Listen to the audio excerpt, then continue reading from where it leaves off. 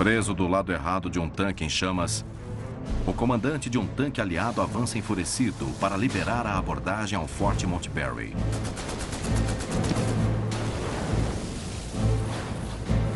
Sem munição e indefeso, ele faz a volta, mas cai numa cratera.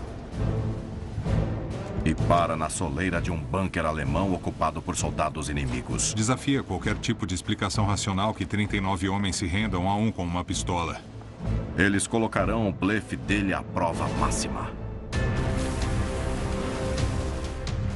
Em 6 de junho de 1944, as forças aliadas finalmente desembarcam soldados na Normandia para abrir a frente ocidental. Mas fanáticos nazistas obstinados continuam a lutar impiedosamente pela sobrevivência. O dia D foi uma batalha. Os aliados ainda precisam ganhar a guerra.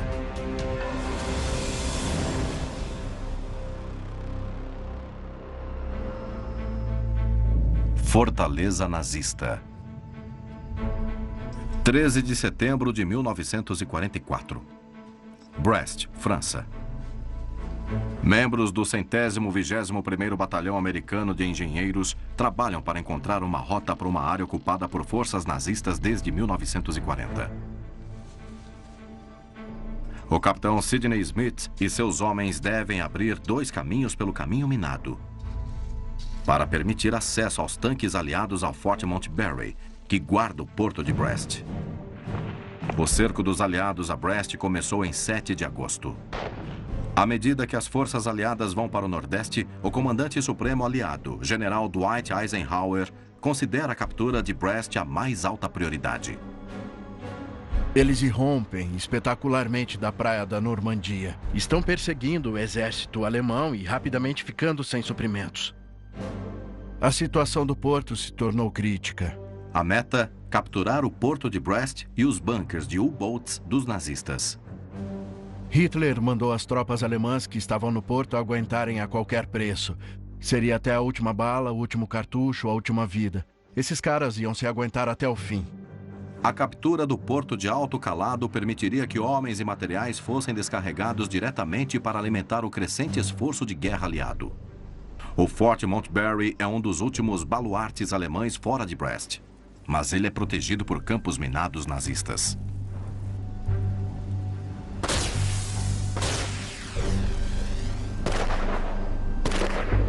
Se os americanos tirassem as minas à luz do dia, poderia ser fatal.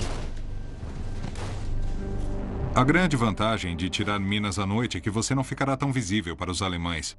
Você meio que fica ocultado pela escuridão. Mas a escuridão torna a tarefa deles mais perigosa. Também cria uma situação mais confusa, é mais fácil se perder. Eles usam detectores de metal e, claro, o solo está cheio de minas que, à noite, como você vai saber a diferença? Metal é metal, tem metal no chão e você vai sentir mais pelo tato do que pela visão.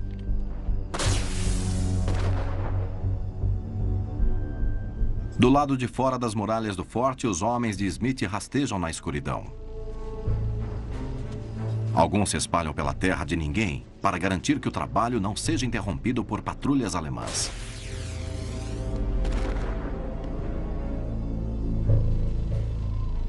Os outros trabalham em grupos de 3, armados apenas com detectores de metal, fitas de engenheiro, explosivos e ferramentas de escavação. Um faz a varredura, outro demarca a passagem segura. O azarado terceiro faz a sondagem. O verdadeiro trabalho de retirar minas é feito de joelhos, normalmente com uma baioneta. Não levantado, mas meio inclinado e cutucando com cuidado a terra. Enquanto trabalham, eles descavam cápsulas navais de 140 quilos, improvisadas como minas pelos nazistas. Cada uma é capaz de destruir um tanque e matar sua tripulação. Os engenheiros não vão tentar desativar as minas à noite porque é muito perigoso. Você tem que conseguir ver o que está fazendo para poder desativar a mina. Eles colocam um explosivo plástico em cada uma para detonar depois. Já assim, não tem como você tentar desativar na escuridão e ela explodir na sua cara. Os caminhos abertos permitirão aos tanques avançarem sobre as muralhas do forte. Os engenheiros rastejam de volta para suas linhas. O trabalho noturno já mostrou ter um custo. Atiradores alemães localizaram um homem, apesar da escuridão. E outro é gravemente ferido. O comando aliado acreditava que as forças alemãs em Brest fossem entre 10 e 20 mil homens. E que a cidade cairia em uma semana. Mas os aliados haviam subestimado as defesas nazistas. Eles não levaram em conta os soldados que haviam recuado com o avanço americano e agiam como milhares de reforços. As tropas designadas a Brest também eram de elite. A propaganda nazista costuma apresentar e chamar os Fallschirmjäger de filhos mais novos do deus da guerra. Os paraquedistas alemães geralmente são bem treinados e bem equipados e têm grande motivação. Incluindo o general de brigada Hermann Bernhard Rank, comandante da fortaleza de Brest. Rank serviria nas 3 armas das Forças Armadas Alemãs. E ele próprio é um paraquedista qualificado da 2ª Divisão de Fallschirmjäger. Ele também era uma pessoa particularmente dedicada ao nazismo. Uma pessoa que acreditava firmemente no Führer Adolf Hitler. Rank emite uma ordem dizendo que todo e qualquer soldado dos Estados Unidos que esteja lutando contra eles em Brest não lutará na Alemanha contra seu próprio país. Na manhã de 14 de setembro, os engenheiros da 121ª haviam desenterrado 4 cápsulas navais e as armado para detonarem simultaneamente. Mas as explosões revelam uma 5ª cápsula naval no caminho dos tanques, ainda intacta. O soldado John Nelson corre para colocar uma carga explosiva na bomba.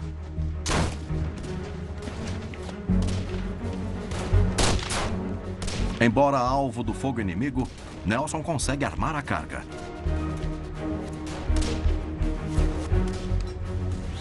E volta aos tropeços para a segurança.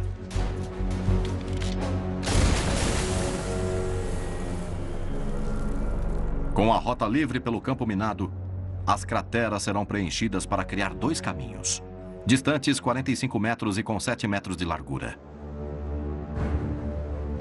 O Major Tom Dallas, do 116º Regimento de Infantaria, se prepara para atacar o Forte Montbarry. O Major Tom Dallas era um soldado com um coração guerreiro de soldado. Ele tinha uma ferocidade nele e uma mente voltada à destruição dos alemães. Ele tinha rancor deles por causa dos muitos soldados sob seu comando que haviam sido mortos no dia D. Não será fácil. Um forte francês do século XVIII dá às forças alemãs uma formidável posição defensiva. Fortes paredes de alvenaria são apoiadas por um maciço aterro de 12 metros de espessura. Um fosso com 5 metros de profundidade e 12 de largura cerca o forte. Basicamente, você tem esses fortes que são criados para suportar quase qualquer arma que deveria existir no século XVIII e ainda muito aplicável ao século XX. Além das estruturas existentes, as tropas alemãs escavaram uma vala antitanques e colocaram bunkers e casamatas ocupados por equipes de metralhadoras. É apenas um de uma série de fortes que cercam Brest para proteger seu porto. E mais, os fortes têm vista para cada possível rota de avanço. Os aliados já haviam eliminado o ataque pelo mar. Supostamente, este é o caminho mais fácil. Forte Montbarry. É só uma noz que tem que ser aberta. Além dos engenheiros de Sidney Smith, o Major Dallas também comanda a artilharia. Fogo! Juntamente com tanques americanos e ingleses. O Major Dallas ordena uma cortina de fumaça para proteger os soldados americanos em movimento. Depois ele envia a Companhia C do 116º para atacar posições alemãs no flanco direito do forte. Dallas tem que neutralizar as defesas avançadas dos alemães. Se falhar, seu avanço se deterá. 14 de setembro de 1944. Por 2 dias, as forças americanas atacaram o Forte Montgomery, que guarda a cidade portuária de Brest, sem conseguir entrar. Sim, senhor. O Major Tom Dallas manda a Companhia C do 116º Regimento de Infantaria limpar as casamatas e trincheiras no flanco direito do forte. Ele tem que tomar essas posições primeiro, como um primeiro passo para ficar fisicamente perto do forte.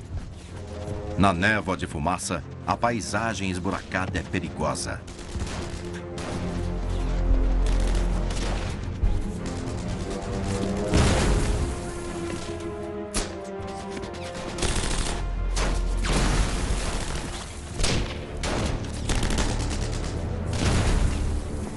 A infantaria avança com granadas e baionetas. A Companhia C está numa luta muito intensa, uma luta tipo granada contra granada. Rifle contra rifle, luta com baioneta, o que é extremamente raro. Quando você vê isso nos relatos da época, isso lhe diz que é um tipo de combate altamente traumático. Isso significa matar de perto. E a Companhia C tem essa missão de se aproximar do inimigo e destruí-lo cara a cara. Mas no final da tarde, a Companhia C atinge seu objetivo. E os americanos ocupam o lado oeste do forte. Dallas pode começar a movimentar seus tanques. Os tanques ingleses Churchill Mark VII são conhecidos como crocodilos. Eles vêm armados com um canhão de 75 milímetros e metralhadoras montadas em torres. Cada crocodilo reboca uma carreta blindada que contém 100 litros de gasolina. Isso permite que o tanque lance chamas a 70 metros, em jatos de 121 segundos. O tanque crocodilo é uma arma psicológica terrível. Ninguém quer ser queimado até a morte. Há muitos tipos diferentes de morte, esse é um dos piores. O Major Dallas manda 3 crocodilos atravessarem os campos minados e se aproximarem do forte.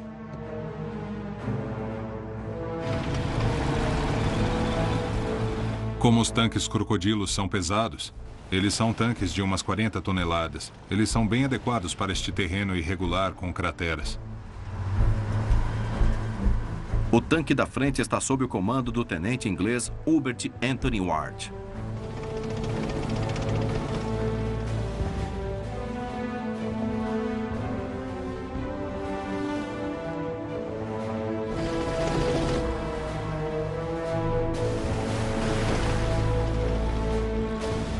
Mas quando o segundo crocodilo avança pelo campo minado,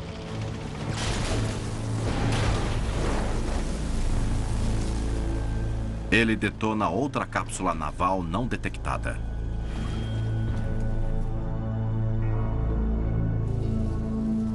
O tanque fica imobilizado. A explosão mata um homem e fere gravemente os outros 4 tripulantes. As tropas do Major Dallas correm para cuidar do acidente.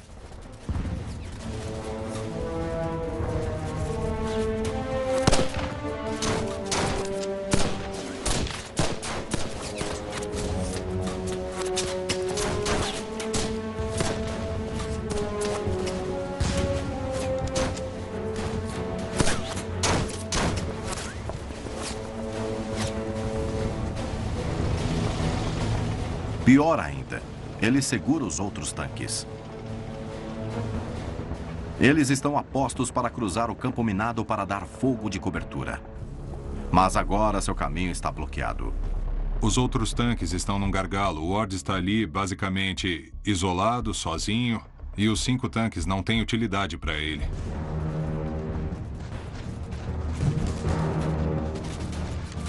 Assim, os engenheiros de combate do capitão americano Sidney Smith entram em ação para abrir outro caminho ao redor do crocodilo parado. Eles não são apenas homens que constroem coisas, eles são engenheiros de combate. Esses homens têm que manobrar, posicionar cargas, explodir coisas e depois continuar a lutar e, em alguns casos, manter as coisas a qualquer custo. Seus homens agora devem localizar as minas em plena luz do dia, tornando-se alvos fáceis para os atiradores alemães. Este revés é mais uma prova de que as tropas alemãs estão decididas a lutar por cada centímetro de terreno. Agora, com quase 3 semanas de cerco, os americanos ainda não chegaram às muralhas da cidade de Brest. O ministro da propaganda nazista, Joseph Goebbels, queria uma grande história da defesa de Brest. Ele retrata os Fallschirmjäger alemães e o general Ranke como heróis, combatendo os americanos contra todas as expectativas. Dessa forma, Brest é vista como o auge do combate nas fortalezas no Ocidente.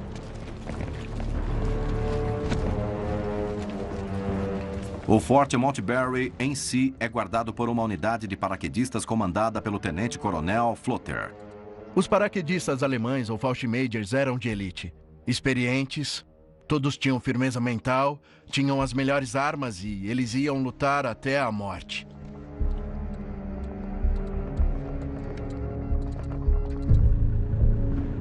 Perto das muralhas do forte, o tanque crocodilo de Ward é um alvo fácil, sozinho no campo de batalha. Vulnerável a uma das armas nazistas mais temidas, a Panzerfaust. A Panzerfaust era a principal arma antitanque individual de um soldado na época. Naquela paisagem cheia de crateras ao redor de Montbarry, eles poderiam estar escondidos em qualquer lugar. Se ele estiver entre 25 e 40 metros, ele tem essa coisa do lado e pode atirar um tiro e há uma boa chance de que essa coisa perfure a blindagem e possivelmente cause uma explosão catastrófica. O tenente Ward decide agir. Ele mira as posições defensivas alemãs no flanco esquerdo. Dallas manda a Companhia B do 116º Regimento avançar para apoiar o ataque do tanque. Panzerfaust é só um exemplo de por que armas combinadas são tão importantes. Dentro do tanque, normalmente não há visibilidade para lidar com elas e eles procuram as armas mais pesadas. Com linhas claras de visão e podendo manobrar, a infantaria é a melhor arma contra um atirador com Panzerfaust.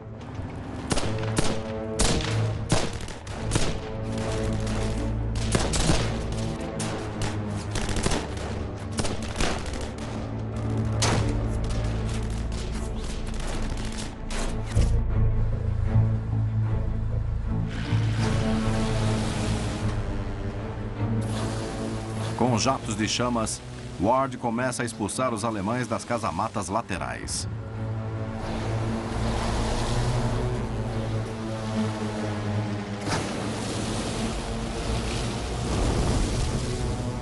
Vai mais rápido! Depois acrescenta ambos os canhões à chuva de fogo.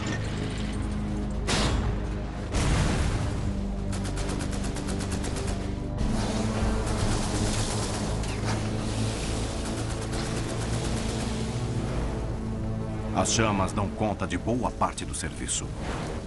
Os defensores se rendem rapidamente.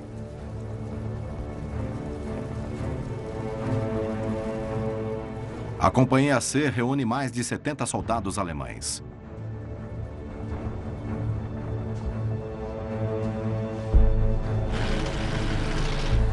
Ward pressiona adiante com canhões e chamas.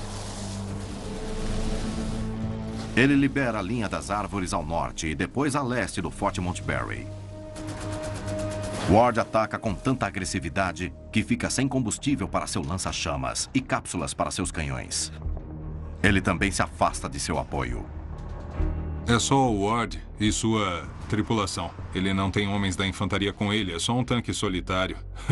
Basicamente atrás do forte, dentro do território inimigo. Agora, sem defesa, Ward se vira para sua linha. Ele navega pela área cheia de crateras de bombas ao redor do forte.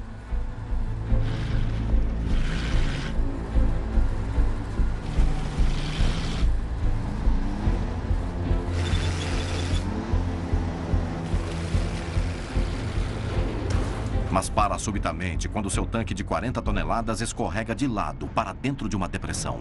A hora não poderia ser pior. O tanque acaba parando de frente para um grupo de soldados alemães.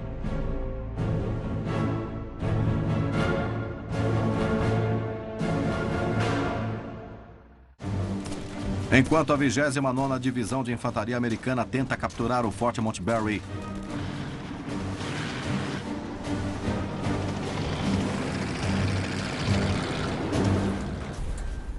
O tanque crocodilo inglês do tenente Tony Ward bate num bunker com 39 soldados alemães.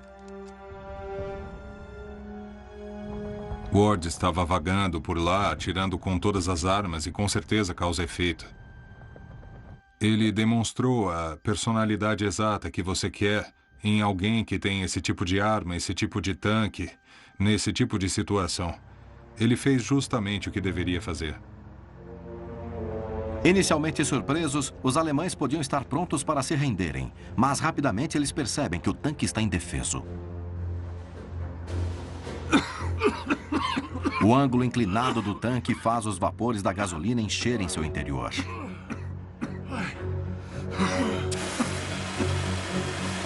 E pior, um extintor de incêndio se ativa e enche o tanque de gás tóxico. Não consigo respirar. A tripulação começa a sufocar. Ah, meu Deus. Ward pega a pistola e abre a escotilha.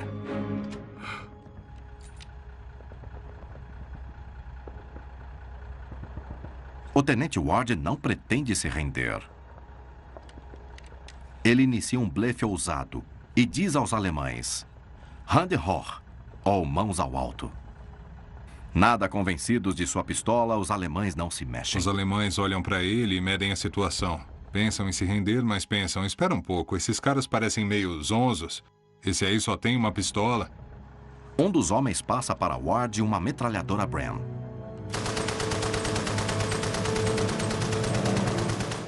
E ele dá uma série de tiros de alerta. E, incrivelmente, os alemães se rendem. Desafia qualquer tipo de explicação racional que 39 homens se rendam a um com uma pistola. Se as chamas ou as outras armas não são algum fator nisso. Apesar do sucesso de Ward, a luta do dia custou ao Major Tom Dallas 2 tanques. E suas tropas ainda têm que atacar diretamente as muralhas do Forte Montgomery. Eu sugiro que você... Dallas espera poder obter ajuda do 115º Regimento de Infantaria. Essa é uma área muito difícil, precisamos tomar cuidado. Eles vão manobrar para cortar a última salvação do forte, capturando a estrada de Fort Montgomery para Brest. Se o 115º tiver sucesso, o tenente-coronel Floater ficará sem suprimentos, reforços e rota de escape. Enquanto isso, Dallas prepara outro ataque ao próprio forte. Para tanto, ele deve usar os tanques crocodilos para ter total vantagem tática e psicológica. Dallas ainda acha que vai precisar dos tanques. Os engenheiros têm que garantir que criarão uma superfície suave. O capitão Sidney Smith e seus engenheiros do 121º se aventuram de volta no campo de batalha para encher o fosso e nivelar a aproximação ao Forte Montgomery.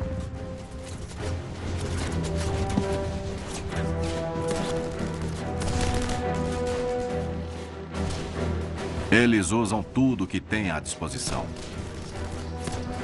Ei, por ali, por ali! De escavadeiras a explosivos. De pás a picaretas para cumprir a tarefa. O capitão Smith é o cérebro desta operação. Se fosse um serviço civil em tempos de paz, ele seria o arquiteto, ele seria o capataz, o supervisor, tudo em um só. Tem um caminho livre por aqui! Ao executarem este serviço, Smith e seus homens também têm que detectar minas e evitar fogo inimigo.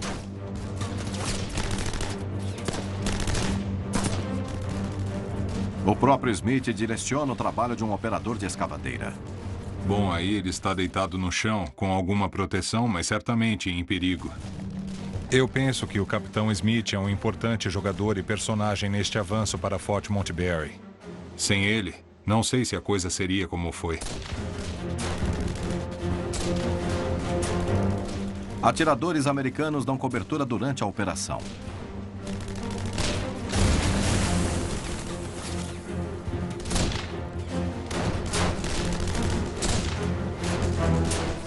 Sua proteção é tão completa que só um membro dos engenheiros é atingido pelo fogo alemão.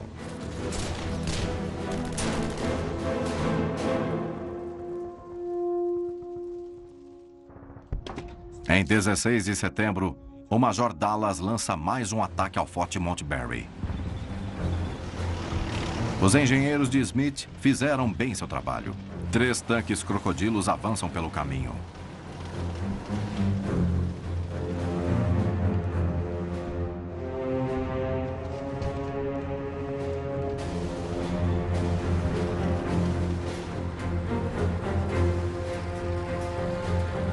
E abrem fogo a queima-roupa.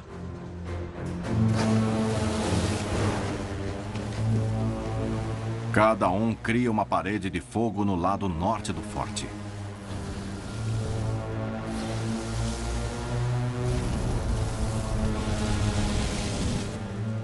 Mas com as carretas de combustível vazias, as chamas se apagam. O fogo não causa impacto na pedra. As grossas muralhas continuam protegendo seus defensores lá dentro.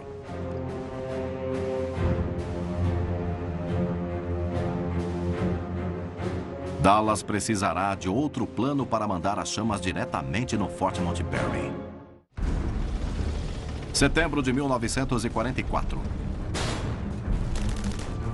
As forças americanas continuam o cerco para libertar a cidade portuária francesa de Brest. 3 tanques crocodilos lançadores de chamas não conseguem passar pelas muralhas do Forte Montberry. O major americano Tom Dallas tende a encontrar uma maneira de mandar chamas diretamente no forte, para forçar os nazistas lá dentro a se renderem. Ele percebe que o modo mais fácil talvez seja pelo portão principal. Dallas manda um destruidor de tanques M10 disparar 50 balas na entrada.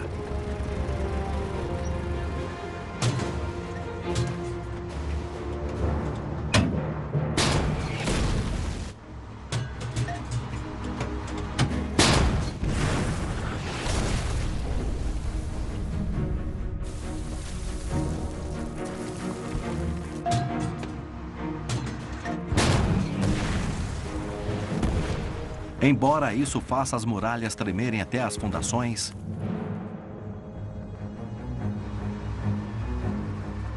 o portão resiste. Outros 6 tanques crocodilos esgotam seu combustível, mandando fogo nas muralhas nos lados norte e leste do forte. Apesar de fazerem os alemães recuarem das muralhas, as chamas continuam sem causar efeito na estrutura. Os tanques, nesse ponto, não são eficazes. Estão pedindo que eles façam uma coisa para a qual não foram feitos, que é mandar jatos de fogo sobre uma alvenaria fortificada. Eu não acho que as chamas possam vencer isso. Dallas tenta a sorte com um canhão maior contra a entrada principal. Eles posicionam um howitzer de 105 mm, armado com cápsulas de fósforo branco, a apenas 20 metros do portão.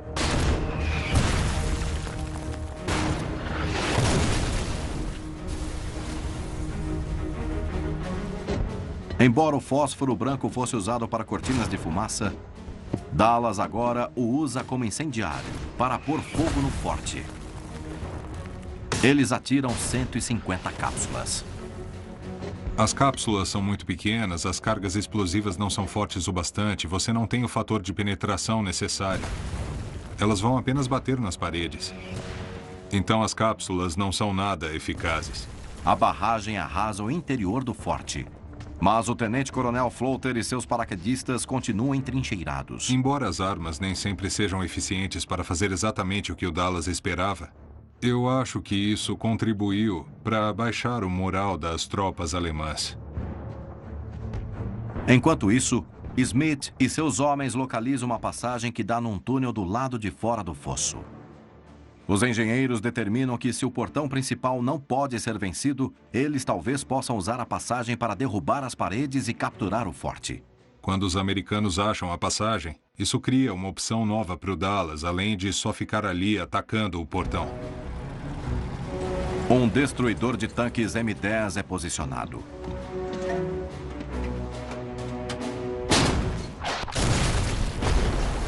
O impacto abre um buraco no alto da parede de alvenaria da passagem, do tamanho suficiente para um homem rastejar por ele. Antes que alguém possa entrar, 3 soldados alemães feridos saem carregando uma bandeira branca. Por meio de um tradutor, eles explicam que o bombardeio constante e as chamas estavam pesando sobre os defensores lá dentro. Dizem que o bombardeio constante os deixava loucos. Então, eles estão totalmente abalados, entende? O fogo da artilharia, o bombardeio aéreo, tinham impactado demais a mente deles. De posse desta informação, o Major Dallas decide oferecer ao Tenente-Coronel Floater uma chance de rendição. Ele usa um prisioneiro de guerra que fala inglês para entregar sua mensagem.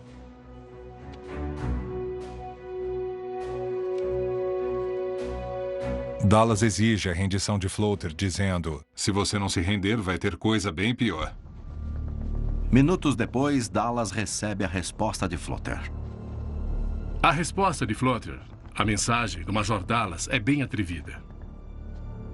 Floater diz: se isso é tudo que você tem, nós vamos aguentar um pouco mais. O cerco ao Forte Montberry irá continuar.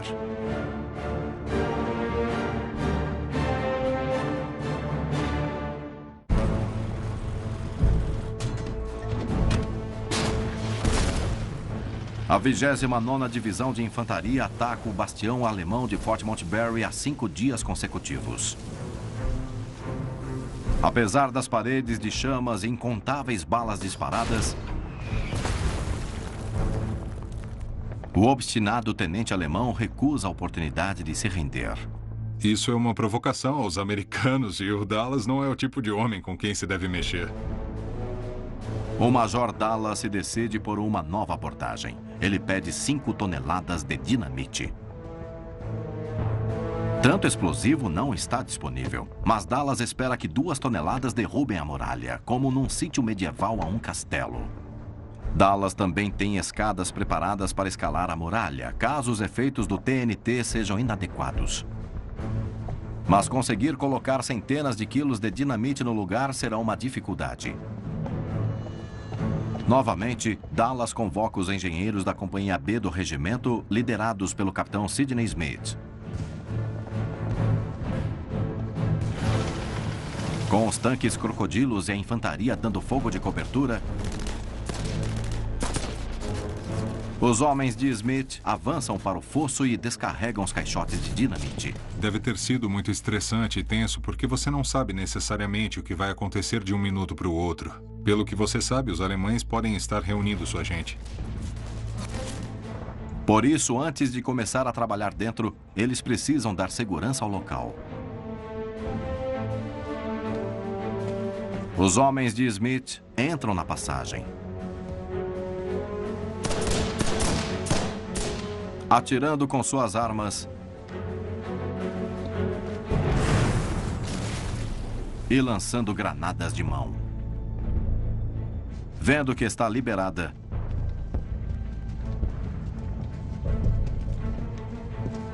a Companhia B trabalha rapidamente para trazer os caixotes de explosivos.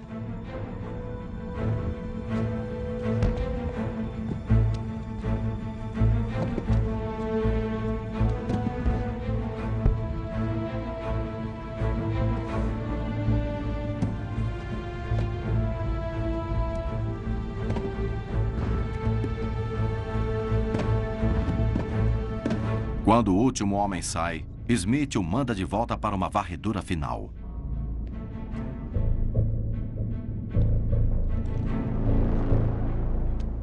Com tudo liberado e a dinamite armada para detonar, outro prisioneiro alemão aborda Dallas e pede que ele ofereça a Floater outra chance de rendição. Dallas rejeita o pedido do prisioneiro. Dallas ouve essas vagas alusões ao fato de que talvez os alemães queiram se render e não está a fim de ouvir isso. Por isso, a explosão vai acontecer. Não vou contar exatamente o que ele disse, mas foi muito interessante. Dallas manda seus homens detonarem a dinamite. Mas antes da detonação, Dallas reconsidera sua posição. Quando os homens estavam trabalhando perto das muralhas, eles viram o corpo do segundo tenente Duward Settles caído ali perto. Ele fora morto no combate anterior, perto da muralha que eles esperavam derrubar. Dallas está relutante em detonar as cargas antes de recuperar o corpo. A demolição provavelmente esmagaria seus restos mortais. Uma ideia que perturba a todos. Um tenente da unidade de registro de covas se oferece para tentar recuperar o corpo de Settles. Dallas concorda em adiar. Será melhor para o moral das tropas, porque, claro, é inevitável pensar, e se fosse eu? E ninguém quer pensar que seus restos mortais serão pulverizados dessa maneira. O tenente Kelton enfrenta o fogo inimigo para atravessar o fosso.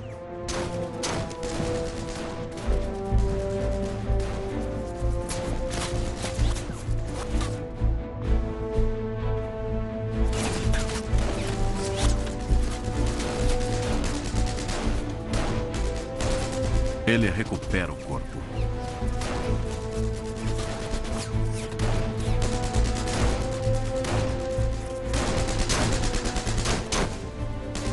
E o carrega sozinho.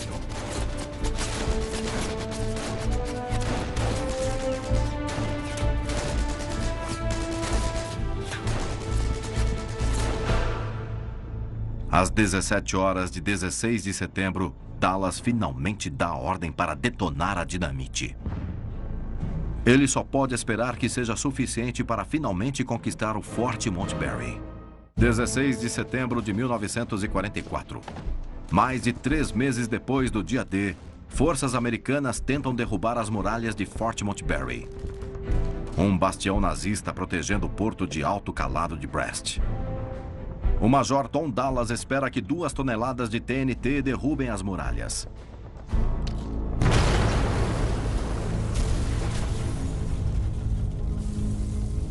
A explosão tem sucesso e causa o colapso do setor central da muralha norte do forte.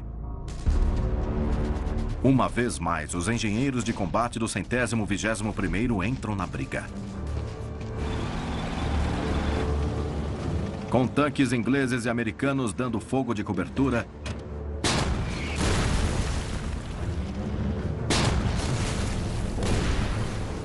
a Companhia B do capitão Sidney Smith entra pela abertura na muralha. Vamos sair!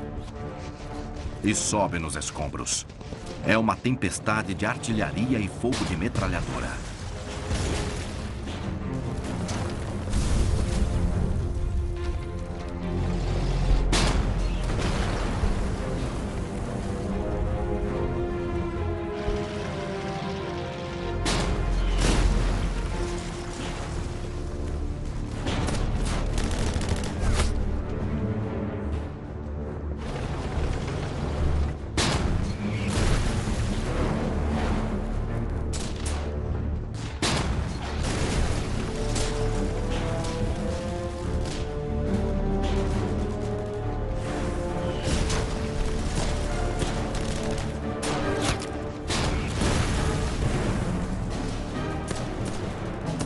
O ataque é tão intenso que os homens de Smith não percebem que os alemães estão finalmente se rendendo.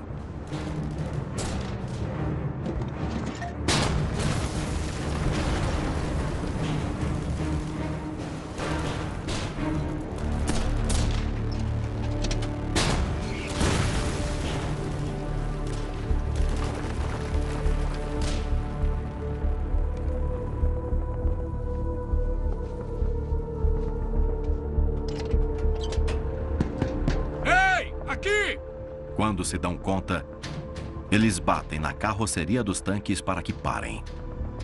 É um momento caótico. Os soldados da 29ª Divisão têm que pegar a coronha dos rifles e bater nos tanques para chamar a atenção dos tripulantes, para poder dizer que parem de atirar. E não é só uma questão de humanidade com os alemães, mas também o fato de que agora há soldados americanos dentro do forte e que podem estar em perigo por conta do fogo.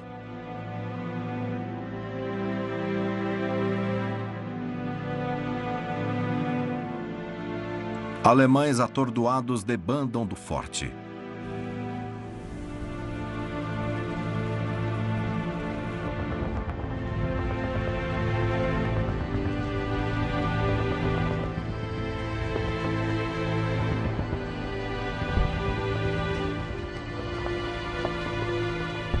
Quando a 29ª Divisão começa a reunir os prisioneiros alemães na superfície, os homens de Smith percebem que pode haver alguns resistindo nos túneis sob o forte.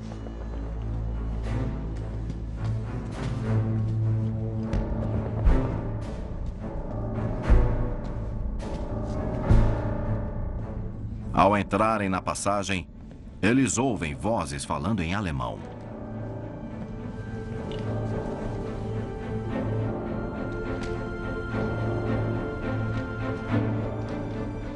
Os engenheiros disparam suas metralhadoras no túnel para anunciar sua presença.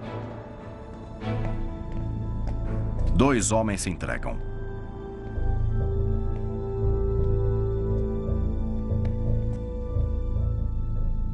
Os engenheiros haviam capturado o comandante da guarnição, o tenente-coronel Floater.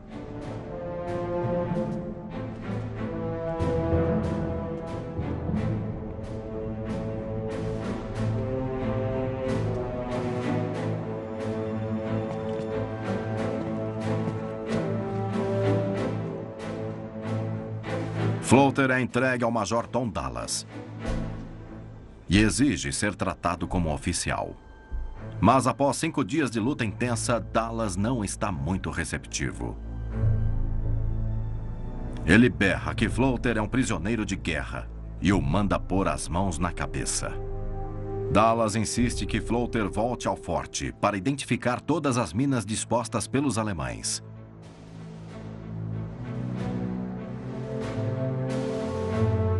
Com o Forte Montberry finalmente nas mãos dos aliados, a 29ª Divisão está pronta para o ataque final à cidade. 2 dias depois, em 18 de setembro de 1944, a 29ª, junto com 2 outras divisões do 8º Exército dos Estados Unidos, toma Brest e seu porto. O general de brigada Ranke é capturado um dia depois, após fugir pelo porto de barco. A ousada liderança do capitão Sidney Smith em Forte Montberry lhe rendeu uma estrela de prata. Uma estrela de prata também seria concedida ao soldado John Nelson, que sozinho pôs explosivos nas cápsulas navais em plena luz do dia. A coragem excepcional do tenente inglês Tony Ward no primeiro tanque Crocodilo também lhe rendeu uma estrela de prata. Um tributo importante ao membro de um exército estrangeiro. Durante o cerco a Brest, a 29ª Divisão tem mais de 3.300 baixas, sendo que quase 700 homens morreram. O corpo do 8º Exército Americano captura quase 40.000 prisioneiros alemães em Brest, 2 vezes o número de defensores estimado pelo comando aliado. Mas no decorrer do cerco de 27 dias, as tropas de Ranke sabotam tão bem o porto que nenhum navio aliado atracaria ali no restante da guerra. No final de setembro de 1944, os aliados avançam pela frente ocidental em direção da Alemanha para capturar Berlim o quanto antes. Mas nas semanas seguintes, a resistência nazista iria endurecer e a guerra na Europa continuaria por mais 8 meses.